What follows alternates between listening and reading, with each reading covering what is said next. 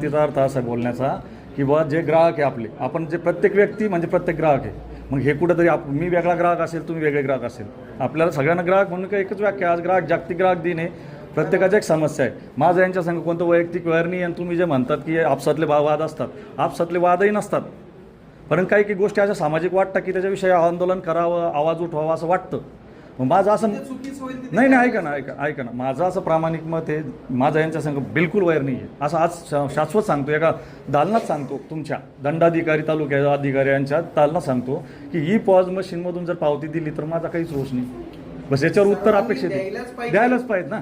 मग माझं काय म्हणणं, भांडणच नाही येणार. दिनाच्या दिवशी सर्वांच्या समोर सांगतो, प्रत्येक दुकानदाराला जे बी लाभार्थी तिथे येतील सर्वांनी पावती द्यायला पाहिजे.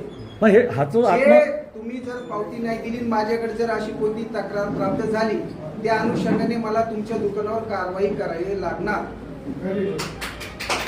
पावती द्यायला अडचण काय?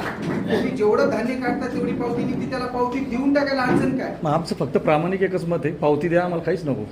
आमचं तुमच्या संग वैरही नाही आहे, काहीच नाही आहे. जर आपण जर कधी दुकान इतक्या वर्षापासून सांभाळून ठेवलेलं आहे ना, तर प्रायोगिक तत्वावर मला 2 शहरातले द्या आणि 2 ग्रामीणचे द्या. मी बॉन्डवर लिहून देतो माननीय ग्रामीण आपले अन्न नागरी पुरवठा मंत्री यांना, तुम्हाला देतो लिहून की मला प्रायोगिक तत्वावर 2 दुकानं चालवायला द्या. मी अगोदर पावती देतो, दुसऱ्या दिवशी राशन देतो. अगोदर पावती कशी देता येईल? नाही ठीक आहे ना, मग ठीक आहे, ऑन द स्पॉट देऊ. जोपर्यंत आपण मशीनवर थंब लावत नाही तोपर्यंत साहेब, निधी पांडे मॅडमनी गिरीश बापट मंत्री असताना प्रायोगिक तत्वावर हा जिल्हा पहिल्यांदा घेतला, त्यावेळेचा हा औरंगाबाद होता, बरोबर आहे.